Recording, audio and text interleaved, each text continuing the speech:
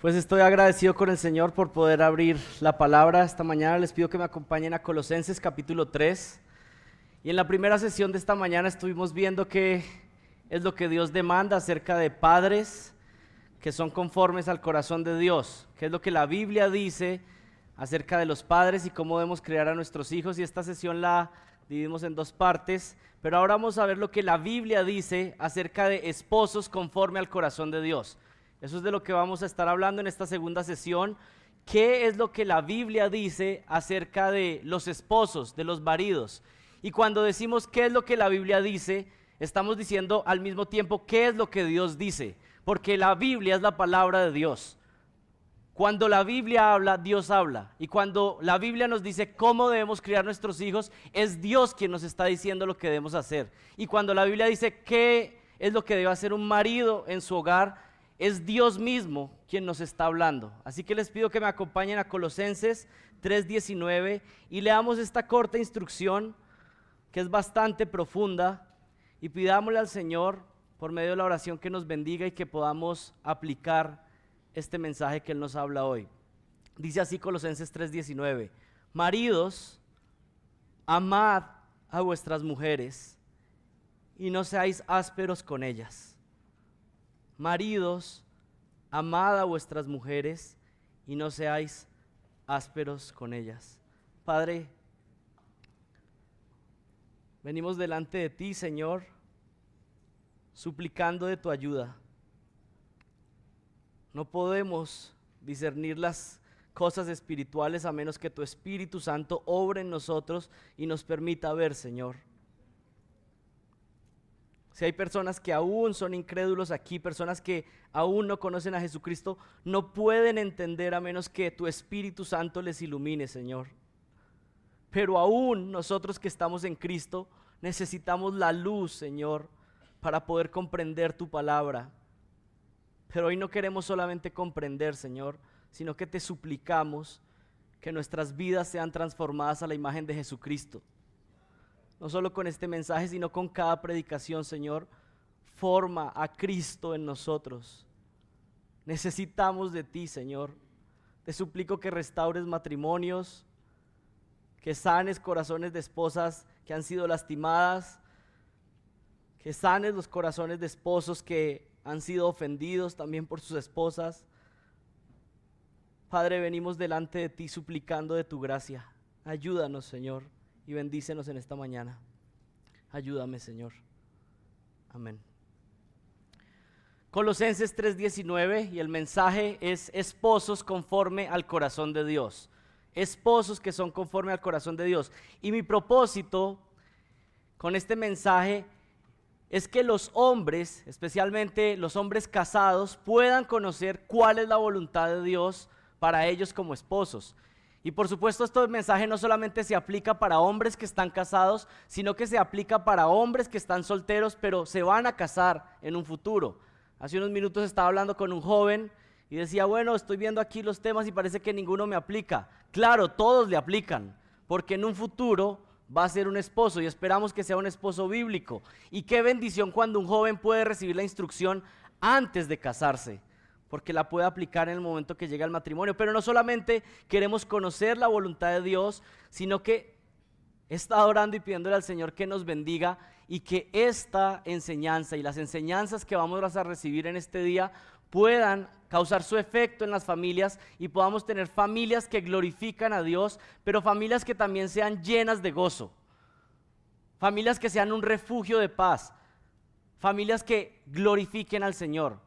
Y un elemento fundamental para tener esa clase de familias es que haya hombres bíblicos en esos hogares, hombres que cumplan su papel.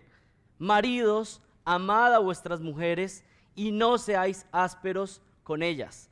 Pero antes de entrar en los detalles de ese pasaje en Colosenses 3:19, podemos mirar un poco el contexto y les pido que estén ahí atentos con sus Biblias y entendamos de qué se trata la carta a los Colosenses o a quién fue enviada. Bueno, la escribió Pablo, el apóstol Pablo, y la escribió a una iglesia ubicada en la ciudad de Colosas. Su objetivo principal era mostrar la preeminencia de Jesucristo, la superioridad de Jesucristo Y no solamente su preeminencia y su superioridad, sino la necesidad que tienen los cristianos de entender que estamos completos en Cristo. Si estoy en Cristo, tengo todo lo que necesito. Y si no estoy en Cristo, no tengo nada. Y eso es lo que está enfatizando Pablo en Colosenses. Pero aparte, Pablo insiste en que solo aquellos que están unidos a Cristo tienen la potencia de Dios para cumplir con sus mandamientos. Y esto es un principio elemental y fundamental de la vida cristiana. No puedes ser un marido conforme al corazón de Dios si no estás en Cristo. En otras palabras podríamos decir, no puedes obedecer los mandamientos de Dios si no has nacido de nuevo. No puedes ser un esposo conforme al corazón de Dios si Jesucristo, por medio de su Espíritu Santo, no está obrando en tu vida. Y por eso es que tenemos muchos matrimonios donde hay personas insistiendo, tratando de mejorar, y hacen una cosa y hacen la otra, pero no se han dado cuenta que el elemento fundamental no está, y es que Jesucristo no está en su familia, que no han nacido de nuevo, y están intentando vivir la vida cristiana sin tener a Cristo en sus corazones, y eso es completamente imposible. Es posible que duren por un tiempo aparentando ser cristianos, que intenten un poquito ser esposos que se parecen a lo que la Biblia dice, pero es imposible obedecer los mandatos de Dios si no es Dios mismo quien nos está dando la potencia, la energía, la fuerza para poder obedecer. Y eso es lo que está hablando Pablo. Pablo escribe esta carta de una manera muy similar a como lo hace en Efesios, que escribe en los primeros capítulos diciendo, esto es lo que ustedes son en Cristo. Esta es la doctrina, esto es lo que ha pasado con su justificación, esta es la lección, esto es lo que es verdad de ustedes. Y porque eso es verdad de ustedes, deben vivir de esta manera. Y esa es la vida cristiana. Somos en Cristo y vivimos de esa manera porque estamos en Él. Él se lleva toda la gloria siempre. Porque cuando obedecemos, podemos decir, es Cristo quien está obrando en mí. Y Él se lleva la gloria. No tengo nada de que jactarme. Cualquier ministerio, cualquier tarea, ser un padre, ser un esposo, si lo hago de la manera que Dios pide, es solamente porque Él me ha capacitado en su gracia. Y eso es lo que enseña Colosenses. Estamos en Él y necesitamos de Él para cumplir sus mandamientos. Así que eso lo conectamos con Colosenses 3:19, porque dice, maridos, amad a vuestras mujeres y no seáis ásperos con ellas. Pero si desconectamos este versículo de lo que él ha dicho anteriormente, estamos diciéndole a alguien que obedezca algo sin tener la capacidad de hacerlo. Del capítulo 1 al 2 está la parte doctrinal en Colosenses, y del capítulo 3 al 4 está la práctica. Esto es lo que somos en Cristo y así viven los que están en Cristo. Del capítulo 1 al 2, lo que Cristo hizo por nosotros, y del capítulo 3 al 4, lo que Cristo hace a través de nosotros. Del capítulo 1 al 2, lo que creemos y lo que somos en Jesucristo, y del capítulo 3 al 4, lo que Cristo demanda de nosotros. No puedes hacerlo práctico si no tienes el fundamento. No puedes amar a tu esposa de manera correcta, como Dios lo demanda, si Jesucristo no está capacitándote para hacerlo. Y miremos el argumento de Pablo. Vayan ahí con sus Biblias al capítulo 1 y miren del versículo 2 al 7. Y podemos ahí, ustedes pueden ir resaltando algunos versículos, pero miren el versículo 2. Pablo le escribe a los colosenses y dice, a los santos y fieles que están en Cristo. Es una realidad indispensable. Y esta es una doctrina muy descuidada en la iglesia. Y es la doctrina del creyente y su unión con Cristo. Somos justificados en Cristo porque estamos cubiertos de Él. Nuestros pecados son perdonados y podemos entrar en la gloria. Porque estamos identificados en Él. Él nos cubre completamente. Y así Él los llama, a los santos, los apartados y fieles que están en Cristo, que están unidos a Él. Donde está Jesucristo, estamos nosotros. Pero miren el versículo 4. Pablo habla de la fe, pero ¿la fe en quién? Al oír de vuestra fe en Cristo Jesús y del amor que tenéis por todos los santos. Es esta fe en Cristo la que capacita el amor de los creyentes. Y en el versículo 4 está hablando del amor por otros creyentes en la iglesia, pero ya vemos más adelante que es esa unión con Cristo la que capacita a los esposos para amar como Jesucristo ama. Todo se fundamenta en la unión con Cristo. Y miren el versículo 8 o el versículo 7. Tal como lo aprendisteis de Epafras, nuestro amado consiervo, quien es un fiel servidor de Cristo. Epafras no tenía un nombre muy lindo, pero era un fiel servidor de Cristo. Y ese es el punto que Pablo va a enfatizar en Colosenses, la unión con Cristo y cómo esa unión con Él nos permite vivir la vida cristiana. Y lo enfatizó David esta mañana y lo vuelvo a enfatizar. Si estás aquí y sabes que aún no eres de Cristo, hoy es el día de arrepentimiento. Si tú sabes que tu vida no se caracteriza por seguir a Jesucristo, si no te has arrepentido de tus pecados, y no estoy hablando de si asistes a una iglesia, estoy hablando de si realmente vives para la gloria de Dios. Estoy hablando de si has confesado tus pecados y le has dicho necesito un Salvador porque por la manera en que yo he vivido merezco el infierno, pero gracias al Señor por Jesucristo que me perdona de mis pecados. Si ese no es tu caso, si eso no ha sucedido, hoy es el día que Dios está hablando directamente diciendo, hoy es el día de salvación, hoy es el día de arrepentimiento. Pero miren un poco el contexto, dice en Colosenses del capítulo 1 del 9 al 11, se habla de que necesitamos ser llenos del conocimiento y sabiduría para ser fortalecidos con la potencia de Cristo para cumplir sus mandamientos. En Colosenses 1:13 dice que ya no pertenecemos al reino de las tinieblas, que cuando hemos nacido de nuevo, que cuando el Señor nos ha rescatado, pasamos del reino de las tinieblas al reino de su Hijo para vivir en la luz.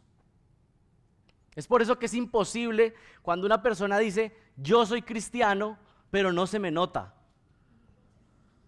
O cuando una persona dice, bueno, yo llevo en la iglesia años, pero su vida evidentemente no ha sido transformada por el Evangelio de Jesucristo, por Cristo mismo.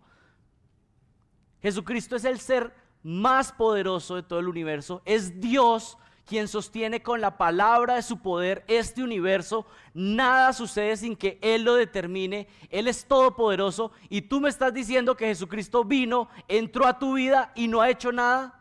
Es imposible.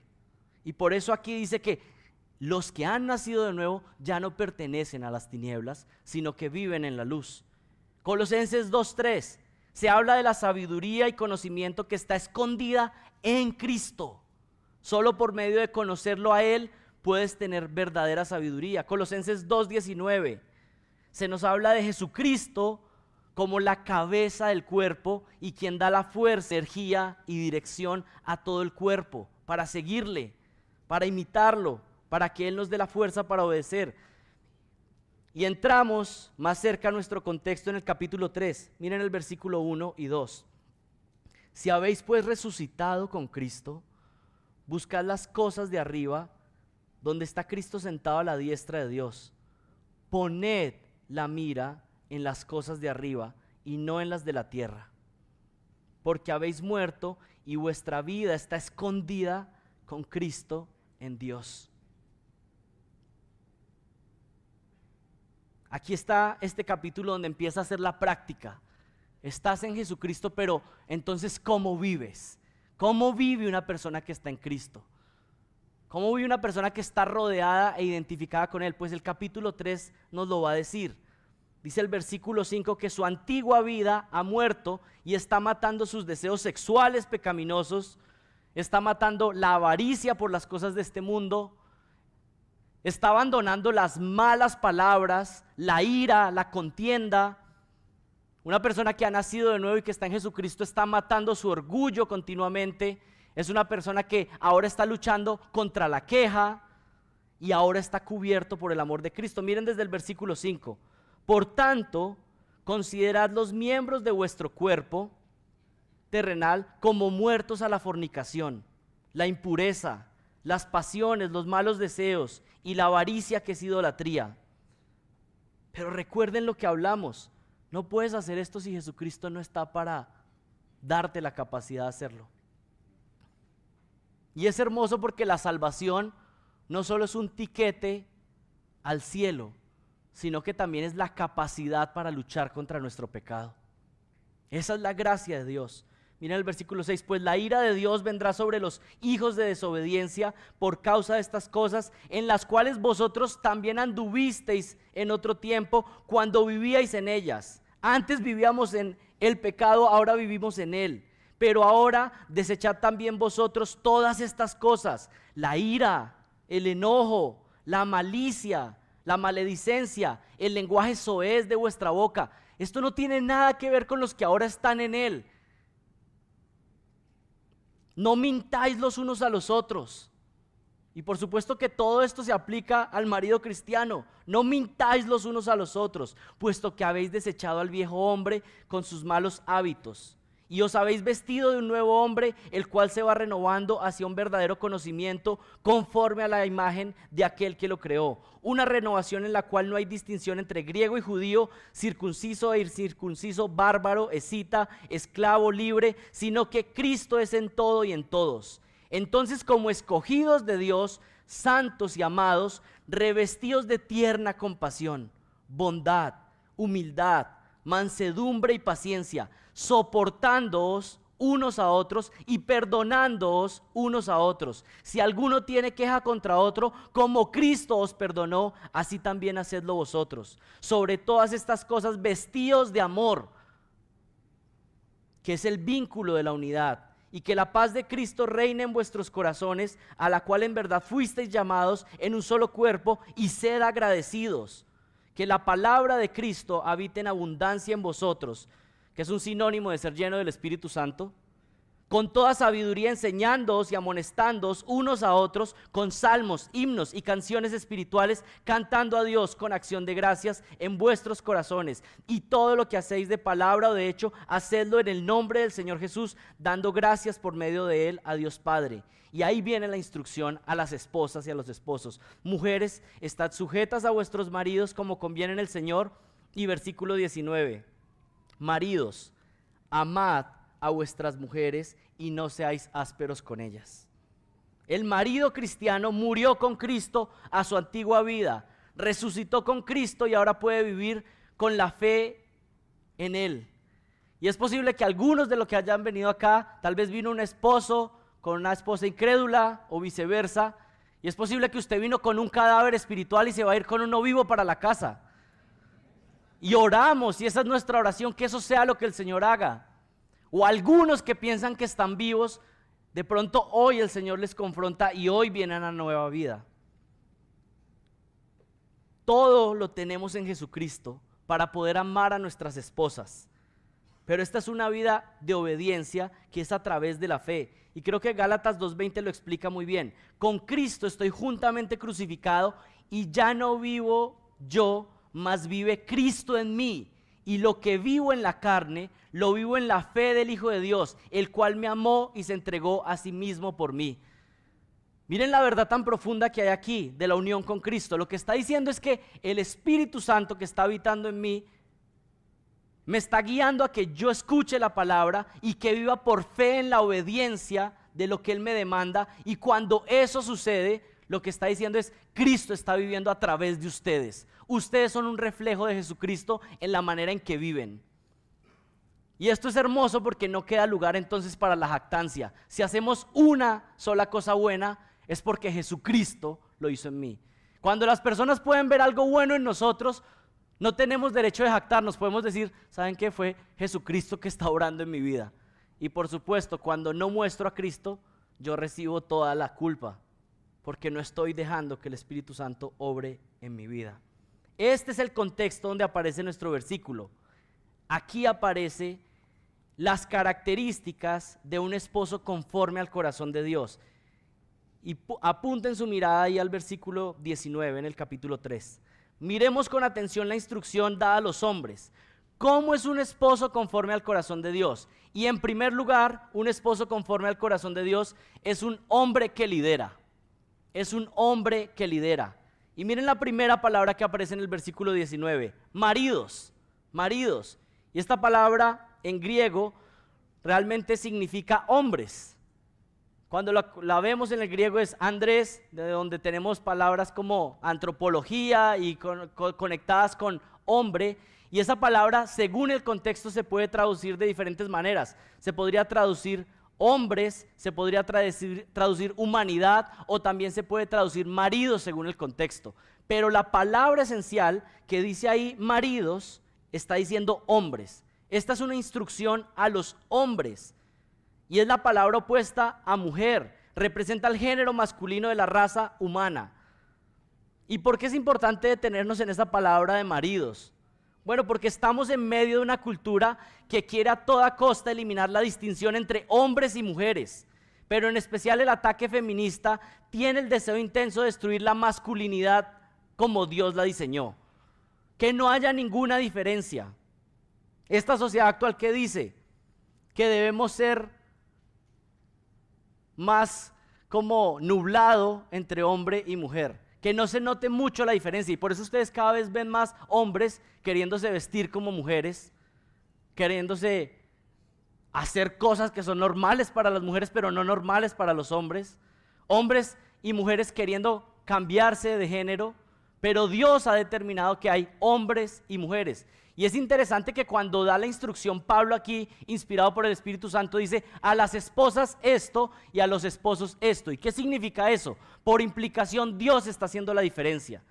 Hay hombres y mujeres. Dios lo ha determinado desde el principio. Por ejemplo, un matrimonio homosexual, donde cada uno de los miembros de ese supuesto matrimonio quiere decir, bueno, yo voy a ser el más masculino y tú vas a ser el más femenino. No podrían cumplir este mandato, porque Dios le habla a las esposas como mujeres y a los maridos como hombres. Una distorsión de lo que Dios ha establecido es lo que se vive en nuestros días. Y los menos radicales, entonces le dicen a los hombres, mira, tienes que dejar de ser tan masculino. ¿O han escuchado eso? Busca tu lado femenino. Y lo que tenemos hoy en día son hombres más afeminados. ¿Y saben qué tenemos en las iglesias? Iglesias afeminadas completamente, donde no hay hombres de verdad, donde las mujeres son las que lideran y los pocos hombres que hay quieren buscar su lado femenino. Cuando Pablo, inspirado por el Espíritu Santo, da una instrucción a las mujeres y otra a los hombres, implícitamente está diciendo que es necesario reconocer la diferencia entre el hombre y la mujer. Si una familia no entiende que la mujer y el hombre tienen roles diferentes, está pavimentando su camino al fracaso. Dios ha determinado que haya hombres y mujeres, que haya esposos y esposas. Y a cada uno le ha dado una tarea específica, no solo para tener una familia feliz, no solo para que todos estén contentos en el hogar, sino principalmente para traer gloria a Dios. Y podríamos considerar múltiples tareas que tienen los hombres, los maridos. ¿Cuáles son sus responsabilidades? Pensemos en algunas. Número 1, la labor de proteger, es una tarea del marido. Proteger a su esposa y sus hijos. La tarea de proveer financieramente para cubrir las necesidades de su hogar, proveer de un amor íntimo y leal para su esposa. Pero hay una característica fundamental para los hombres, y es ¿cuál?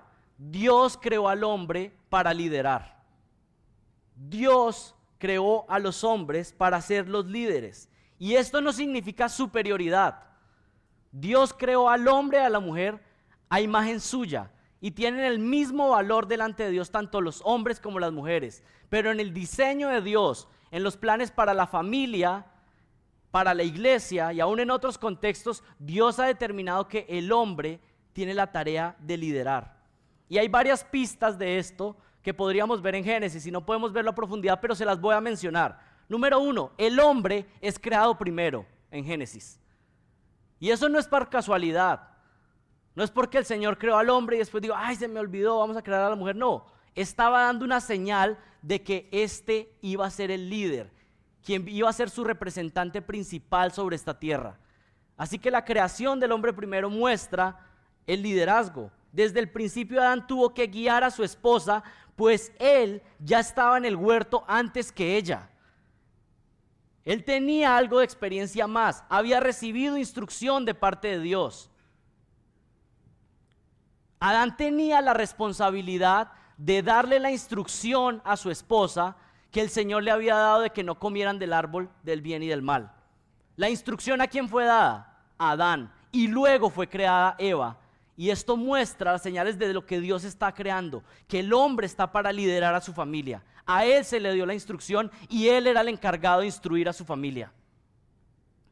Adán le puso el nombre a Eva, y en la antigüedad esto es una señal de liderazgo. Aquel que está en autoridad pone el nombre a otra persona. Y si tenemos la autoridad suprema del universo, tenemos a Dios ¿qué? Cambiándole el nombre a una persona, mostrando que es una muestra de su autoridad y liderazgo. Pero la prueba irrefutable de que Dios ve al hombre como el líder es que aunque la mujer fue la primera que pecó, Dios trajo la condena a toda la humanidad por el pecado de Adán. Era la representación de Adán, el pecado de Adán, el que trajo condena a toda la humanidad, porque él era el padre de la humanidad, el líder. Romanos 5:12, por tanto, tal como el pecado entró en el mundo por un hombre y la muerte por el pecado, así también la muerte se extendió a todos los hombres porque todos pecaron. Y miren, lo que voy a decir a continuación necesitaría una explicación más amplia, pero unas menciones iniciales yo creo que valen la pena. Jesucristo es el segundo Adán. El segundo miembro de la Trinidad vino a este mundo y no fue por casualidad que vino como un hombre. Esto hace parte del liderazgo representativo que tiene el hombre en esta tierra. La segunda persona de la Trinidad no podía venir como una mujer. Se necesitaba un hombre como Adán que fuera el líder y que fuera el representante de los seres humanos para rescatarnos.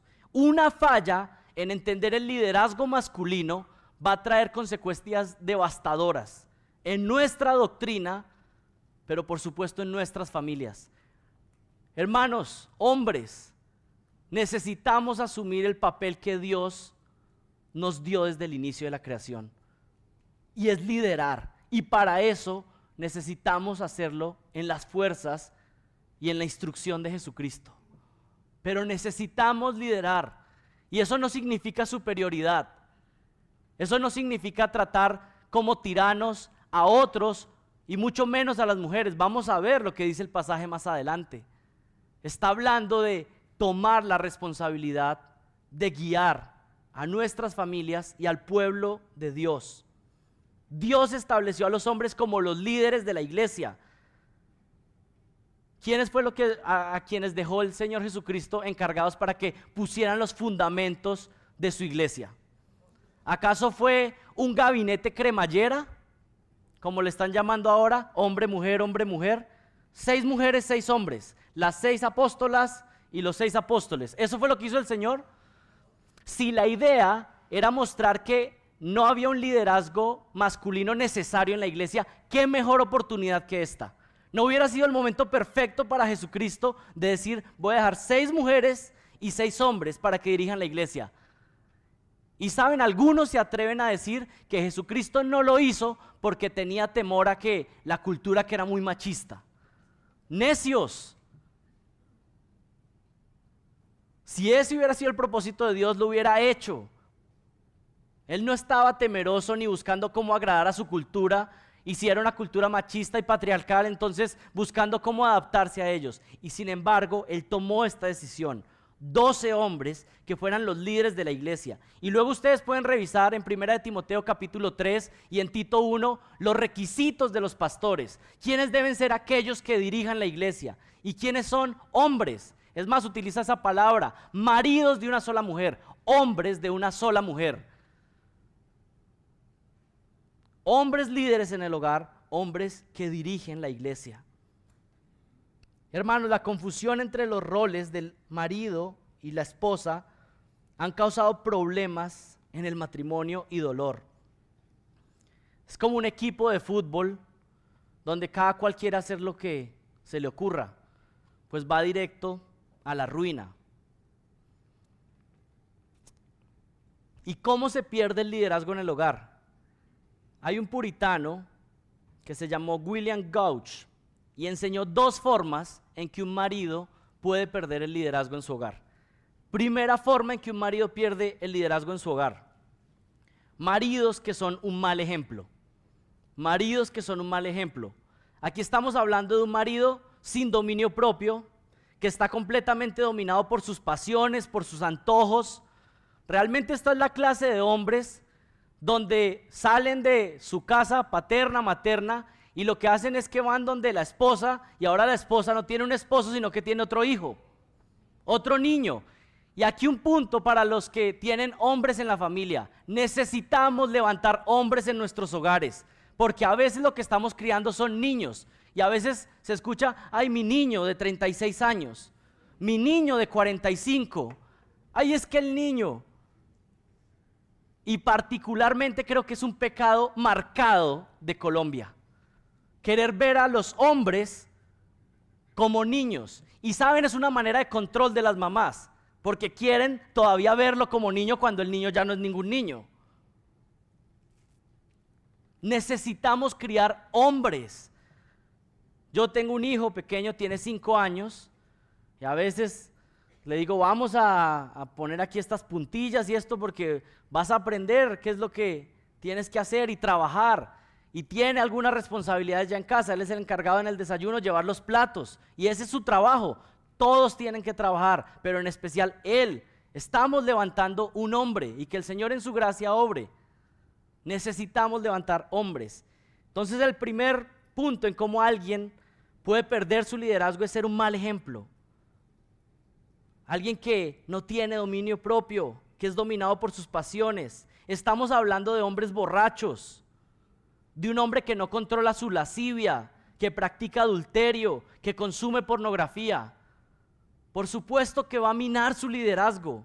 Nos estamos refiriendo a hombres perezosos e irresponsables en su trabajo, hombres que despilfarran el dinero, que llega a final de mes y no hay para cubrir las necesidades del hogar, y la esposa pregunta qué pasó y él dice: no sé.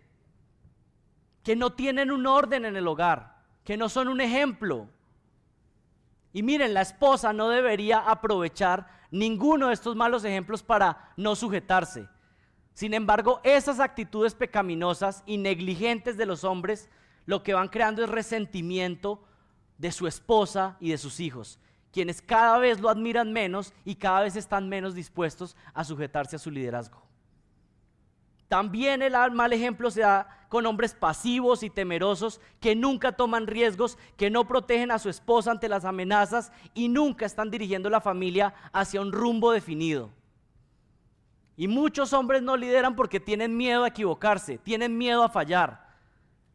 Y están diciendo: no, mejor yo no tomo la decisión, porque si yo tomo la decisión y sale mal, entonces voy a ser responsable por cobardía. Y en segundo lugar, una segunda forma en cómo los hombres pueden minar su liderazgo, cómo pueden dañar su liderazgo, y es maridos que quieren liderar de una manera tirana. El pequeño dictador en la casa. Este es contrario al caso anterior, que eran hombres más negligentes y pasivos. Aquí lo que tenemos es a un hombre que quiere liderar como un dictador en su hogar. Pretende mantener su liderazgo y autoridad por medio de la violencia y la fuerza. Y esto se puede ver expresado en palabras fuertes y aún en los golpes. Completamente contrario a lo que el Señor instruye. Es completamente pecaminoso lastimar a los miembros de nuestro hogar cuando nuestra tarea es más bien protegerlos. Este tipo de liderazgo donde la esposa y los hijos sienten que no tienen un líder, sino que tienen un tirano, arruinará a la familia. El liderazgo que Dios demanda de nosotros es un modelo de liderazgo imitando a alguien. ¿Y es a quién? A Jesucristo. ¿Y cómo lideró Jesucristo? Por medio del servicio. Servicio sacrificial a su iglesia, a su esposa. Esa es la manera en cómo Cristo nos pide que lideremos, con amor, sirviendo, y no como pequeños dictadores de nuestros hogares. Algunos hombres creen que están dirigiendo sus hogares muy bien porque nadie se está rebelando, porque los hijos no se están levantando, porque la esposa no se está levantando. Pero saben, tal vez no es porque tú has liderado con amor, sino que tal vez tienen miedo a tu agresividad, pero realmente no están sujetos de corazón porque ven a un esposo y a un papá que les está amando. Y eso nos da paso a nuestra segunda característica. Maridos que lideran, pero que lideran ¿cómo? La segunda característica de un marido conforme al corazón de Dios es un hombre que ama a su esposa. Y si lo conectáramos con el primero es que lidera amorosamente. Es un líder, pero lidera con amor. Miren Colosenses 3:19. Maridos, que ya vimos que significa hombres, amad a vuestras mujeres. Y aquí no hay que hacer mucha explicación porque algunos dirán, bueno, ¿será que esto está hablando de hombres que tienen múltiples mujeres? No, cada hombre con su propia mujer. Maridos, amad a vuestras mujeres. Si los maridos están llamados a ser los líderes, Dios dice que este tipo de liderazgo debe ser un liderazgo amoroso. Y miremos la primera palabra que aparece ahí. Hombres, amad, amad. Y esa palabra es agapao. Tal vez ustedes han escuchado acerca de ágape y ese amor que es característico de Dios. Y vamos a ver un poco de la gramática. Y sé que ayer David dijo que no es necesario ponerla afuera, pero yo creo que en este momento es útil, porque nos permite ver cómo ejecutar este mandato. Este es un verbo activo, presente e imperativo. Y vamos a ver por qué eso es útil. Número 1, es imperativo y significa que esto no es opcional. Hombres, la prioridad y el mandato es amar a nuestras esposas. No es algo que puedes hacer o no hacer, es un imperativo divino. Es Dios quien está diciendo, ama a tu esposa. Y a los hombres que están acá y que están casados, les pregunto, ¿están amando a sus esposas? Y la pregunta más difícil es si pregunto a la del lado. ¿Te están amando? No contesten, por favor, porque no tenemos hoy consejería más tarde. Pero este verbo también está en voz activa. ¿Y qué significa eso? No solamente es un mandamiento, sino que esta es una acción que debe hacerse de manera activa. El marido debe ejecutar y esforzarse por cumplir este verbo. Es decir, no hay otras cosas que van a causar que él ame, ni debe haber otra motivación para que él ame. Proviene de sí mismo ese amor, es activo, nace de él. El marido, en otras palabras, no puede decirle a su esposa, tú sabes que te amo. El marido debe manifestar su amor con acciones y no solo con palabras.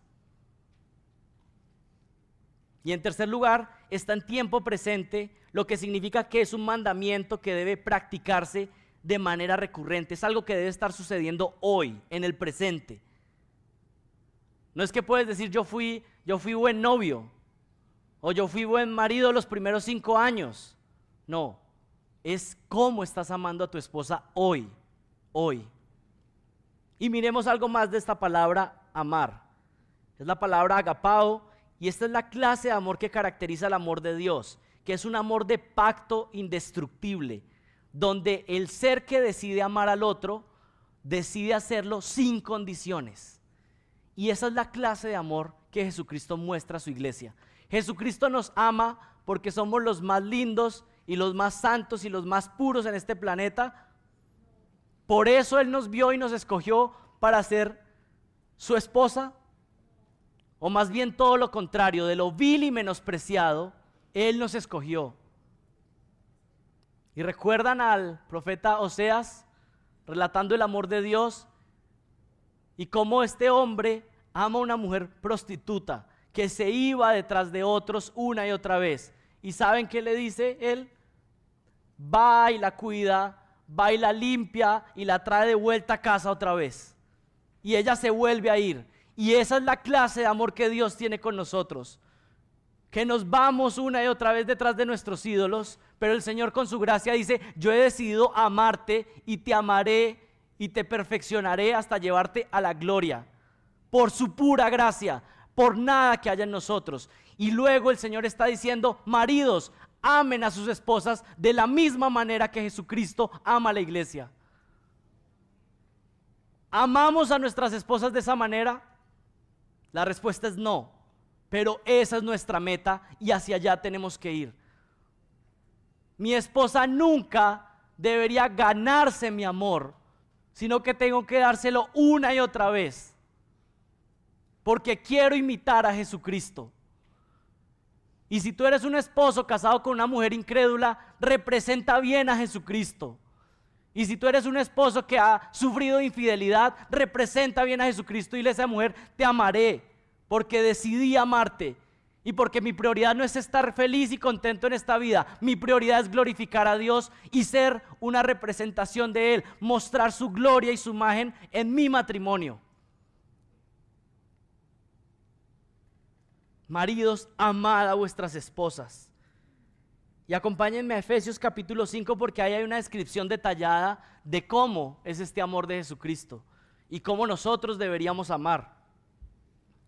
Efesios capítulo 5 del 25 al 33.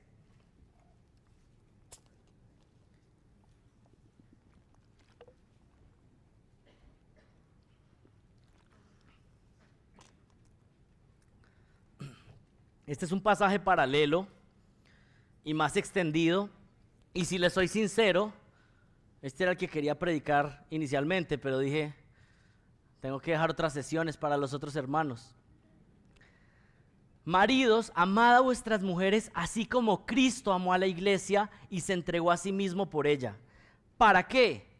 Para santificarla, habiéndola purificado en el lavamiento del agua por la palabra, a fin de presentársela a sí mismo una iglesia gloriosa, que no tuviese mancha ni arruga ni cosa semejante, sino que fuese santa y sin mancha. Así también los maridos deben amar a sus mujeres como a sus mismos cuerpos. El que ama a su mujer, a sí mismo se ama, porque nadie aborreció jamás a su propia carne, sino que la sustenta y la cuida, como también Cristo a la iglesia, porque somos miembros de su cuerpo y de su carne y de sus huesos. Por esto dejará el hombre a su padre y a su madre, y se unirá a su mujer, y los dos serán una sola carne.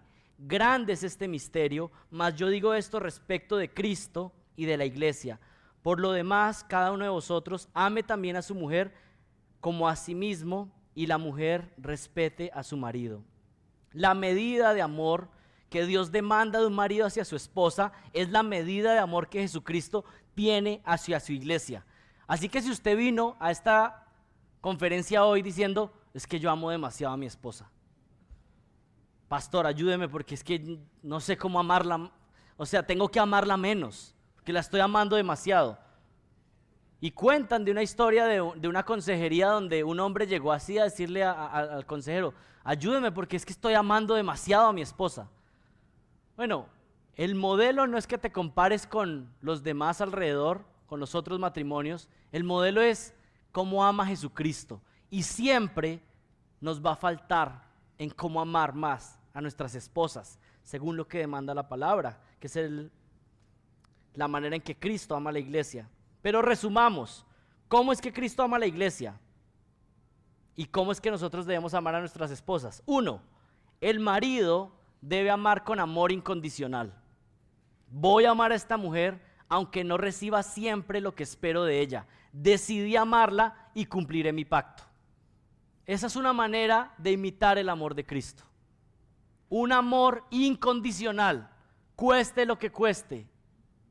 Número 2, el marido debe amar con amor sacrificial. ¿Cómo es que Cristo amó a la iglesia? No simplemente le dice te amo, te amo, te amo. No, entregó su vida en la cruz por su iglesia. Jesucristo se dio a sí mismo por la iglesia y nosotros debemos amar sacrificialmente, negándonos a nuestros deseos y prioridades por servir a nuestras esposas. 3, el marido debe amar con un amor exclusivo. Y presten mucha atención a este punto. Jesucristo no tiene varias esposas. Jesucristo fue a la cruz pensando en aquellos que creerían en Él, y esa es su esposa escogida desde antes de la fundación del mundo. Y el amor de Jesucristo es exclusivo por su iglesia. Podría expandir un poco más esto, pero Dios, en un cierto sentido, ama a la humanidad. Es su creación. Y Él bendice a buenos y malos, y hace salir el sol para los creyentes y para los incrédulos. Y Él bendice, y por eso ustedes ven que hay incrédulos que reciben tantas bendiciones de parte de Dios. Porque Dios es bueno, porque Dios ama a su creación. Pero cuando comparamos el amor de Dios por los incrédulos, por su creación, en comparación con lo que Él ama a su iglesia, a los creyentes. ¿Cómo se ve el amor por los incrédulos? Pareciera, bueno, parece que no los ama tanto. Y algo similar debería suceder en un matrimonio bíblico. Cuando se compara el amor de ese esposo a esa esposa con otro tipo de amores, cualquiera que sean, pareciera que a los otros no los ama nada y que a esa mujer la ama completamente, porque ese es el modelo de Jesucristo. Un amor exclusivo. Esto, por supuesto, implica fidelidad, evitar el adulterio, pero va más allá. El amor exclusivo significa que es un amor reservado y superior para mi esposa, que sobrepasa cualquier otro amor en esta tierra. ¿Saben por qué hay personas que no entienden el valor del matrimonio? Porque no entienden que estamos representando la relación entre Cristo y la iglesia. Y ahí está la gran falla. Por eso hay personas que abandonan rápidamente su compromiso. Porque no entienden que estamos no para tener una vida más contenta, más gozosa, sino que si entré en un matrimonio era para representar la gloria de Jesucristo y su amor eterno por su iglesia. Número 4, el marido debe amar con un amor santificador. Debe amar con un amor santificador. El marido no puede ser un mal ejemplo en su hogar, pero mucho menos debe conducir a su esposa a cometer actos pecaminosos. Esposos, nuestra tarea es llevar a nuestras esposas a que crezcan en santidad, no guiarlas a que cometan actos pecaminosos. Y esto se podría ver en múltiples áreas. Pero no puedes llevar a tu esposa a pecar. Y esto, por supuesto, se puede ver en el área sexual, pero podemos poner otros ejemplos. No puedes poner a tu esposa a firmar un documento falso porque te beneficia. No puedes poner a tu esposa a mentir en una situación. Nosotros estamos llamados a amarlas y llevarlas en santificación, ayudarlas a crecer en santificación. Y mujeres solteras, ¿estás conociendo un hombre que te está llevando a pecar? Entonces ya tienes la respuesta. Ese no es el hombre para casarse. Un hombre que realmente te ama te va a guiar hacia la santidad, a amar a Dios. No es uno que va a la iglesia, es uno que ama a Jesucristo y quiere que crezcas en la imagen de Jesucristo. Un marido conforme al corazón de Dios es un hombre que lidera, pero que lidera de manera amorosa, como Cristo. Y en tercer lugar y último, hombres o maridos que están conforme al corazón de Dios, no solamente lideran, no solamente aman, sino que son hombres que no maltratan a sus esposas. Hombres que no maltratan a sus esposas. Y miren Colosenses 3:19 de nuevo. Maridos, amad a vuestras mujeres, y miren esa última cláusula ahí, y no seáis ásperos con ellas. Y no seáis ásperos con ellas. La instrucción aquí es a no ser duros, a no maltratar a nuestras esposas. Y este mandamiento derrumba el argumento feminista que dice que la Biblia es machista y que la idea de que los hombres lideren implica lastimar y oprimir a la mujer. El mismo pasaje lo dice, hombres, pero hombres que amen a sus esposas y no las traten de manera áspera. No sean ásperos. ¿Y qué significa esa palabra ásperos? Significa literalmente no sean amargos, no sean ácidos. La palabra aparece en Apocalipsis 8:11 con el sonar de la tercera trompeta. ¿Recuerdan cuando se convierten las aguas en aguas amargas? Esa misma palabra aparece ahí. Que los hombres no sean ásperos, amargos. Y en Colosenses Dios dice a los hombres que no podemos actuar amargamente con nuestra esposa. Este también es un imperativo, es un mandamiento de Dios, pero está en voz pasiva, lo que significa que no puedo dejar que algo externo me produzca estar amargo con mi esposa, tratarla mal. Es decir, nada de lo que ella haga debería causar en mí que yo la trate mal y la lastime.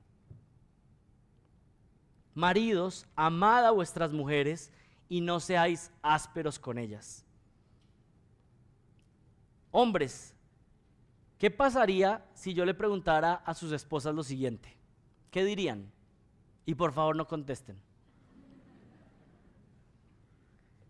¿Te caracteriza que eres demasiado duro e implacable con tu esposa?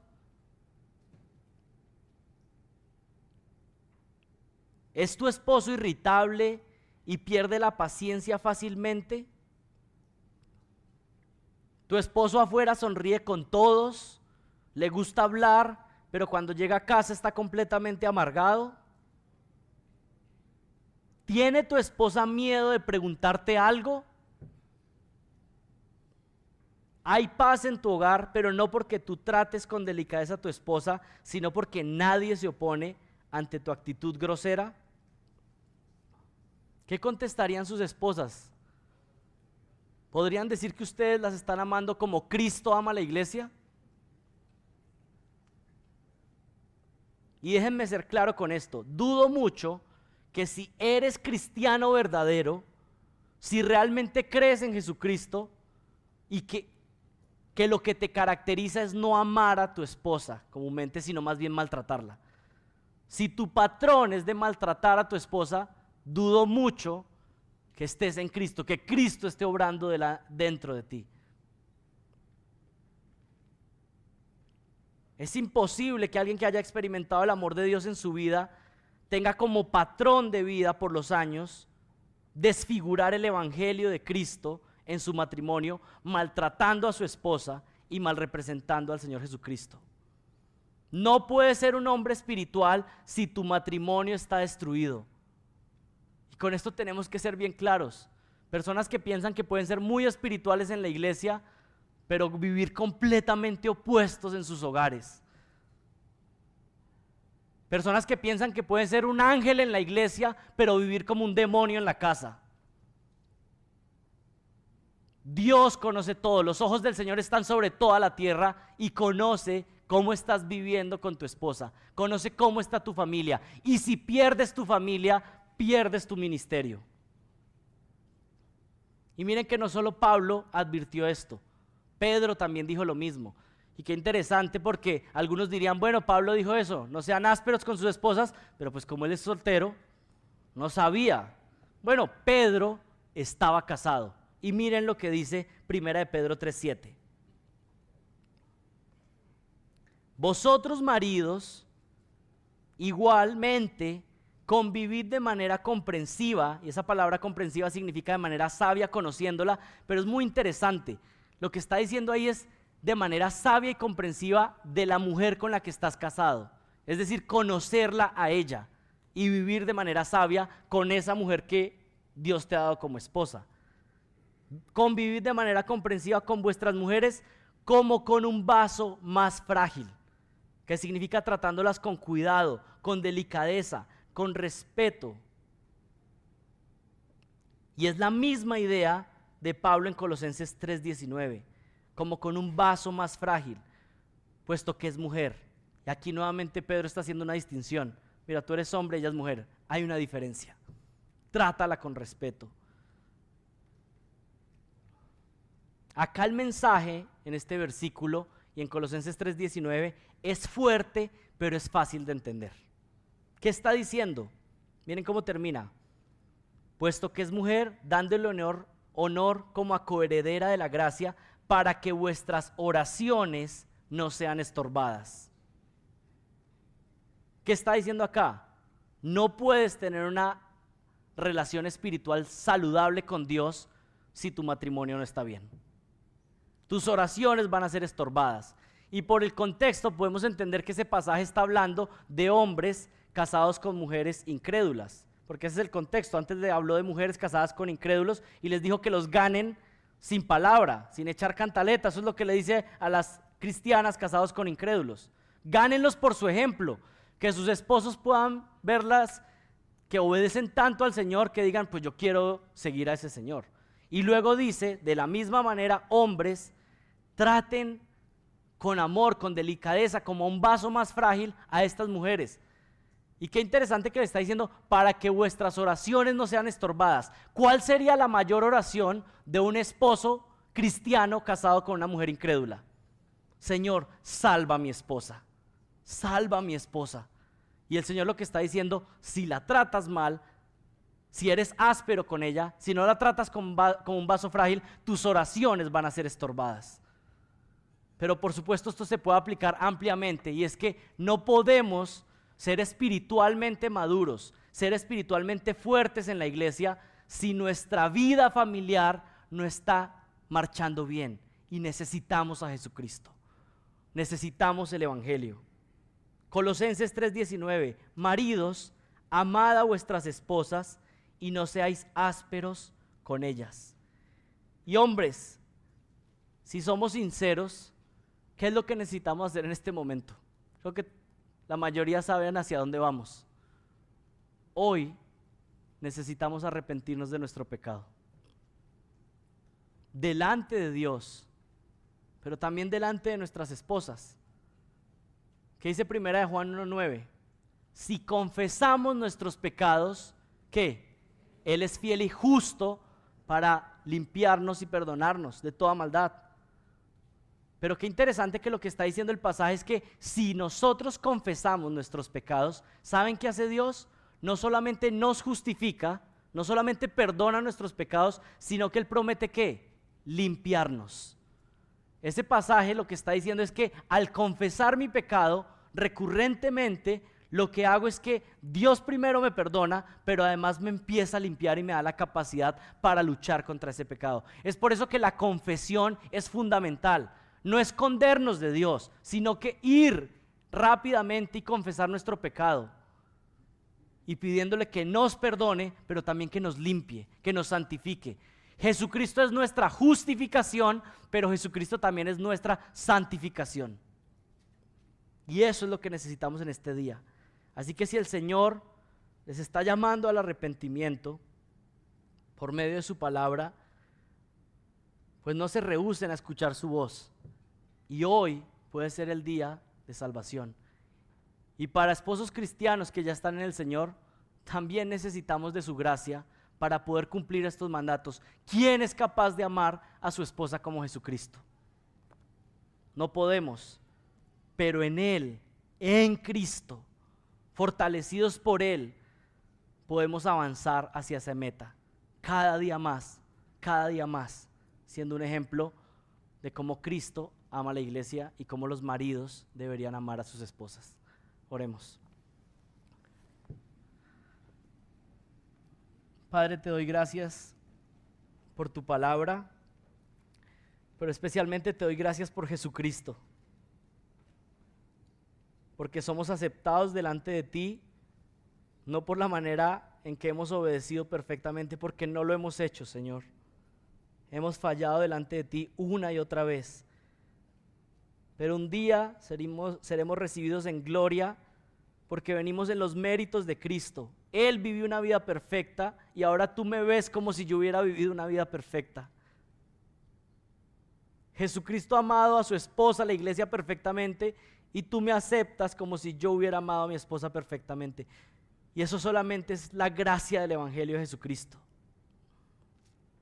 Pero Padre, Jesucristo no solamente vivió perfectamente, sino que murió en la cruz, pagando por nuestros pecados.